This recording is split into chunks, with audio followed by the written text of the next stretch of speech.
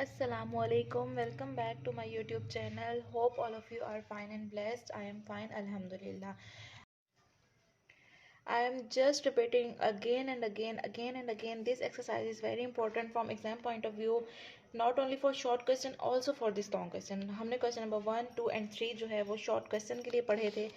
आज हमारा question number 4 है. ये हमारा जो है इम्पोर्टेंट लॉन्ग क्वेश्चन है. ये क्या है? हमारा इम्पोर्टेंट लॉन्ग क्वेश्चन है. और हाँ, इसके दो पार्ट्स हैं. ए पार्ट ये है, बी पार्ट भी है. तो जो आज है हम ए पार्ट सॉल्व करेंगे, फिर नेक्स्ट वीडियो में नेक्स्ट पार्ट सॉल्व करेंगे. इस क्वेश्चन का एक पार्ट भी स्किप नहीं कर रही हूँ क्योंकि इम्पोर्टेंट बहुत ज़्यादा है. तो हम चलते हैं अपने क्वेश्चन की तरफ. If A is equal to this one and B is equal to this one, then a into bracket adjoint of a is equal to adjoint of a into bracket a is equal to determinant a. It means that simply हमने क्या करना है, पहले होता था हमारे पास कि left hand side हुई, राइट हैंड साइड हुई, और हमने उनको सॉल्व किया, हमने आंसर प्रूव कर दिया कि left hand side right hand side के बराबर. लेकिन अगर हम इस क्वेश्चन को गौर से देखें तो left hand side right hand side के अलावा एक दरमियान की भी वैल्यू आई है, दरमियान की भी कोई चीज़ निकल के आई है जिसको हमने प्रूव करना है. तो अब हम इसको ऐसे तो नहीं लिखेंगे left hand side right hand side and mid one, no. अब हम ये वैल्यूज़ लिखेंगे, this one is equal to this one and is equal to this one. हमने ये प्रूव करना है, इनको अलग अलग सॉल्व करना है, फिर हमने प्रूव करना है कि सारे आपस में बराबर हैं. ठीक है, बहुत ईजी क्वेश्चन है. इन क्वेश्चन को सॉल्व करना बहुत ज़्यादा आसान होता है. ये मेरे पर्सनल फेवरेट है बिकॉज इनका हमें पता होता है ये हमारे पेट मार्क्स हैं. हम इसमें से अपने एग्जामिनर को एक भी नंबर नहीं देंगे, ये हमारे पेट पॉइंट होते हैं. ठीक है, तो इसको सॉल्व करने का जो तरीका है, जो टिप्स एंड ट्रिक्स दूंगी, जो तरीका बताऊंगी, जो बेसिक बातें बताऊंगी, आपने वो सारी फॉलो करनी है क्योंकि हमने वही बात कि एग्जामिनर को अपने जो है अपने मार्क्स नहीं देने हैं. ठीक है, हमने अपना एक एक नंबर उनसे लेना है. तो हम इसमें ये फर्स्ट पार्ट लिखेंगे. हम फर्स्ट पार्ट है वो सॉल्व कर रहे हैं, A into bracket adjoint of A. Means हम ये पार्ट सॉल्व कर रहे हैं. अगर हम इस पार्ट को गौर से देखें, हमने पहले ए लिखना है, फिर एडजॉइंट ऑफ ए लिखना है और दरमियान में मल्टीप्लाई कर देना है इसको. ठीक है, तो हमने अपना ये पार्ट सॉल्व किया. A into bracket adjoint of A is equal to, A की वैल्यू हमने लिख दी है. ए की वैल्यू हमारे पास 1, 2, 4 एंड 6. साथ में हमने एडजॉइंट ऑफ ए लिख देना है. ठीक है, तो हमने लिख देना है एडजॉइंट ए 1, 2, 4 एंड 6. तो सबसे पहले हमने ए का एडजॉइंट फाइंड कर लेना है. तो एडजॉइंट ऑफ ए जो है फाइंड करने के लिए हम लिख लेंगे 1, 2, 4 एंड 6. जब हम इसका एडजॉइंट फाइंड करेंगे वो हो जाएगा, एडजॉइंट कैसे फाइंड करते हैं कि डायगोनल एलिमेंट्स को हम इंटरचेंज कर दिया, अदर एलिमेंट्स के हमने क्या कर दी, साइन चेंज कर दी. हमारे पास दो मैट्रिक्स आ गई हैं. दो मैट्रिक्स के दरमियान कोई साइन नहीं, इसका मतलब मल्टीप्लाई है. मल्टीप्लाई हम इनको कर लेंगे अपने वही तरीके से, फर्स्ट रो फर्स्ट कॉलम और सेकंड रो सेकंड कॉलम से हम इस तरीके से इसको मल्टीप्लाई कर लेंगे. तो 1 मल्टीप्लाई बाई 6 प्लस 2 मल्टीप्लाई -4, ये हो गया फर्स्ट रो फर्स्ट कॉलम.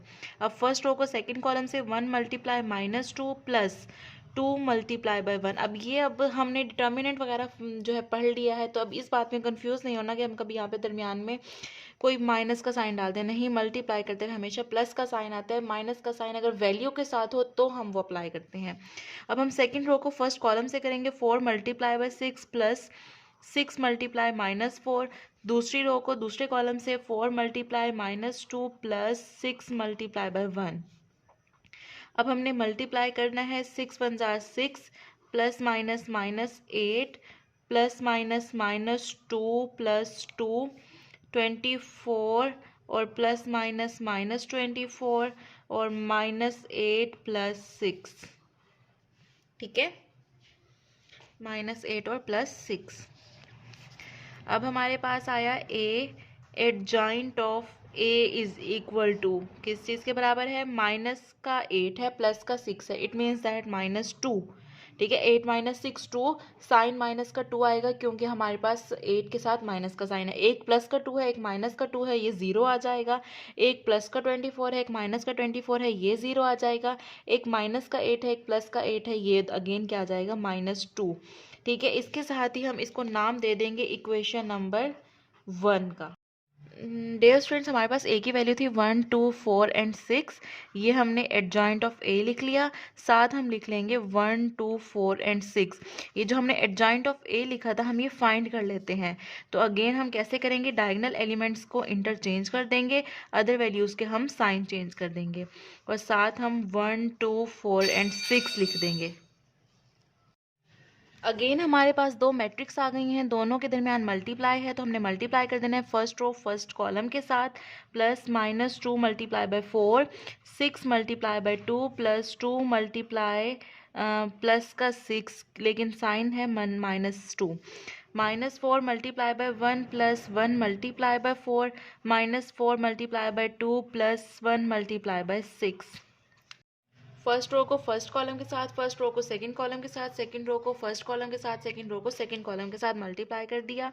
अब इनको मल्टीप्लाई कर लेते हैं, 6 1 jar 6 plus minus minus 2 4 jar 8, 12 plus minus -12 -4 plus 4 -8 plus का 6।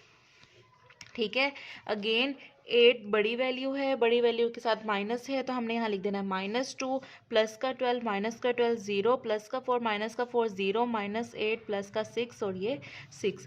अब ये हमारे पास ही adjoint of A into bracket A, इसको दे देना है हमने इक्वेशन नंबर 2 का नाम।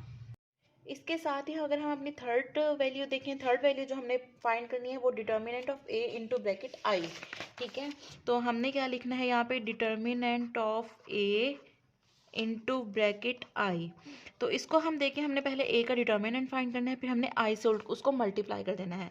तो हमारे पास जो ए वैल्यू है, ए वैल्यू हमारे पास है जो हमें क्वेश्चन के स्टेटमेंट में गिवन है 1 2 4 एंड 6, इसका हमने डिटर्मिनेंट फाइंड कर लेना है। डिटर्मिनेंट फाइंड करने के लिए उसको पहले हम डिटर्मिनेंट के साइन में लिख देते हैं, फिर हमने क्या करना है, डायगोनल एलिमेंट को मल्टीप्लाई कर देना है, दरमियान में माइनस का साइन, फिर हमने अदर एलिमेंट्स को हमने मल्टीप्लाई कर देना है। ठीक है, फिर हमने लिख देना है 6 1 जार 6 माइनस, और ये हो जाएगा 8। Is that clear? ए का डिटर्मिनेंट हमारे पास क्या आया है, -2। अब हमने इस ए के डिटर्मिनेंट को आई से मल्टीप्लाई करना है, और आई हमें पता है कि क्या होती है। तो डियर स्टूडेंट, जो हमारा थर्ड पार्ट था वो था हमने डिटर्मिनेंट ऑफ ए को मल्टीप्लाई करना है आई के साथ। अभी हमने जब ए का डिटर्मिनेंट फाइंड किया है वो हमारे पास आया है -2।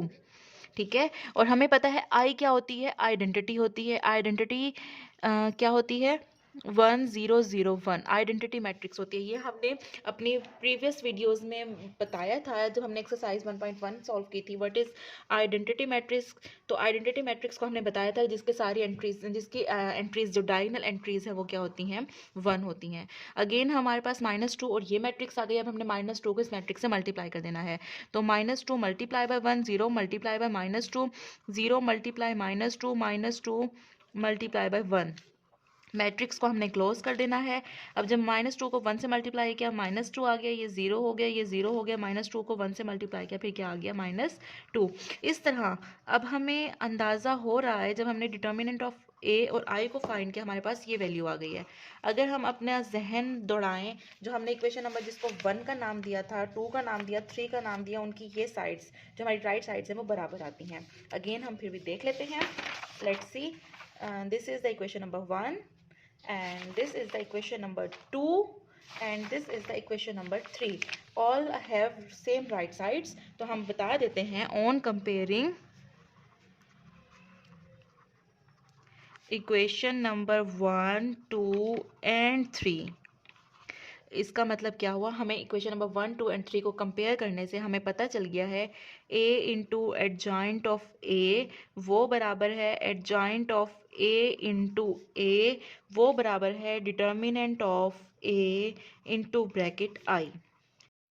तो यही वो बात है जो हमने प्रूफ करनी थी, तो हमने ये प्रूफ कर दी है। अपने नेक्स्ट वीडियो में नेक्स्ट पार्ट के साथ मिलते हैं। इतने में अपना बहुत ख्याल रखिएगा। अल्लाह हाफिज़।